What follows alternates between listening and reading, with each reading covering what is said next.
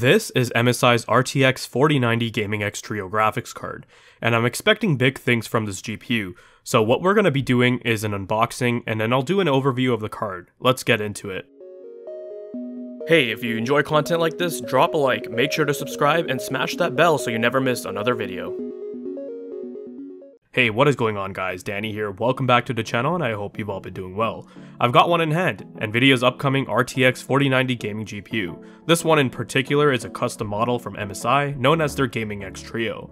Now I've actually owned several MSI cards in the past. I've used an MSI RTX 2080 Super Gaming X Trio, and currently use an RTX 3080 Gaming X Trio in my OLED rig. The cards have served me pretty well. Haven't had any issues with them. I've generally liked these Gaming X Trio designs, so I'm expecting this 4090 Gaming X Trio to keep that tradition alive. So what I'm going to be showing you guys is a quick unboxing of the GPU, and then we'll do an overview of the card where I'll talk about the design and build quality. Unfortunately, this video isn't going to have any benchmarks or performance tests. That video will be coming later this week. One of the first things that I noticed when I had opened up the DHL box this card came in was just how large and thick the actual packaging box of the graphics card was. And I'm not sure if you can see it on camera, but the box was slightly bulging from the front. Other than that, it's a fairly standard GPU box, and at the back we can see some features listed that this card has to offer. Opening up the box, and there was a sheet included which outlines some features of the card.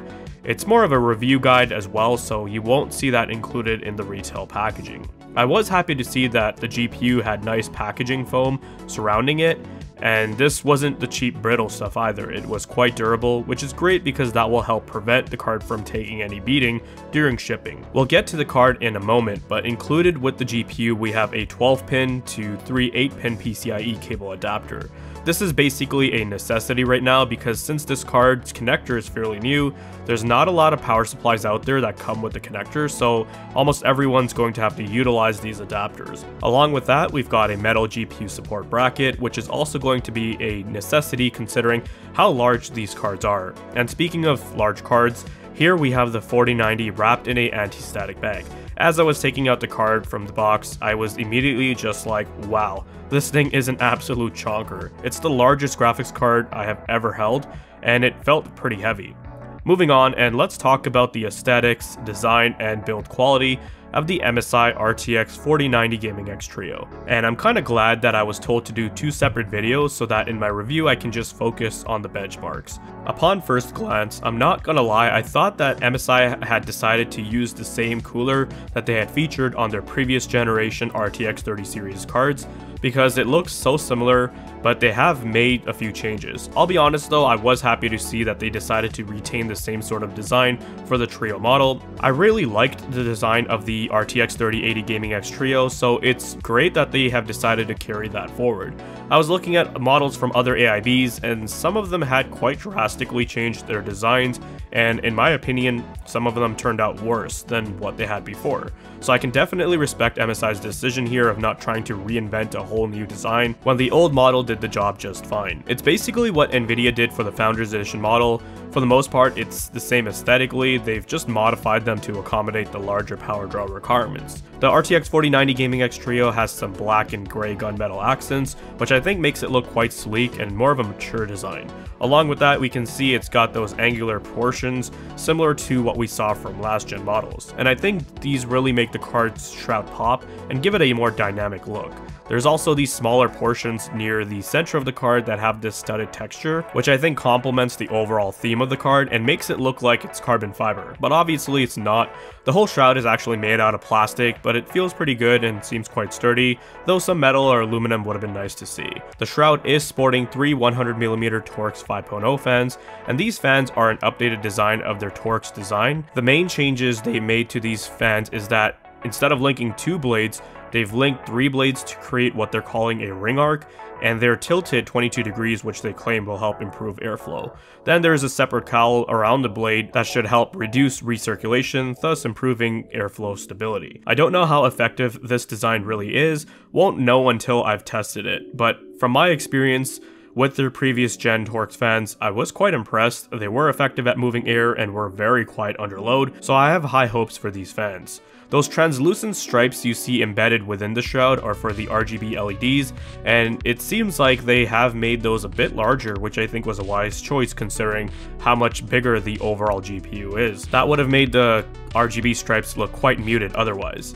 But speaking of size, this GPU has a length of 337mm, so it's slightly longer than the RTX 3080 Gaming X Trio, and that does worry me a bit because I have my 3080 installed in the Lian Li O11 Air Mini with a 280 rad in the front, so there's not a lot of room left, so fingers crossed it works. I'll give you guys an update on that. But this card has the same height, which is great, so you won't have to worry about your case's side panel not closing with this card installed. But where this card really stands out is in terms of thickness. 77mm, basically making it a 4-slot card, and now you understand why they had to include a GPU support bracket. It also weighs 2,170 grams, so nearly 5 pounds. That's a lot of stress for your PCIe slot, but it's good that at least it's using a 3-slot bracket, so it should help reinforce the card and keep it in place.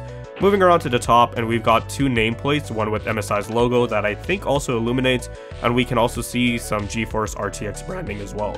You can also see the translucent LED stripes that wrap around to the top of the card, which I think was a nice touch. Near the back, we can also see MSI have incorporated some anti-bending metal plates as well, which should help with the card's overall rigidity. From the bottom, we can get a better view of the heatsink. It's got good fin density and it is absolutely massive.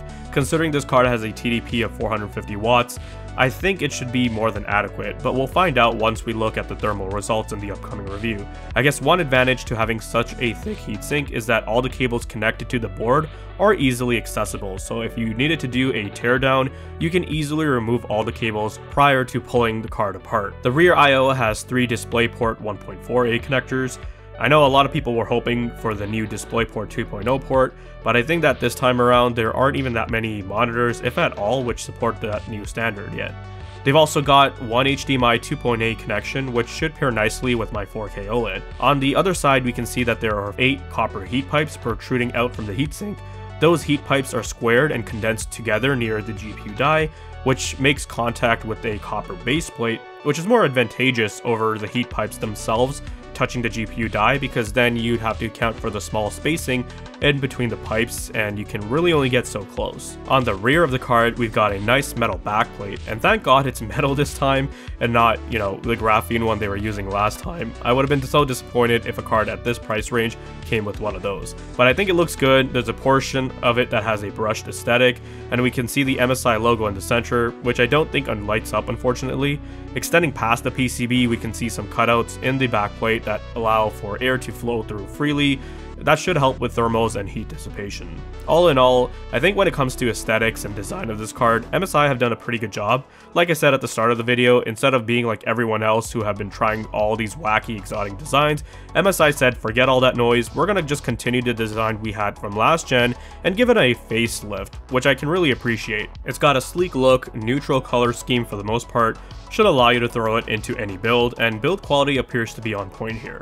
I wish I could share details on how it actually performs when it comes to acoustics and thermals, but you're just going to have to wait until the review is posted later this week, because I am quite excited and very much looking forward to sharing those results when it comes to the cooler's performance, gaming performance, and more.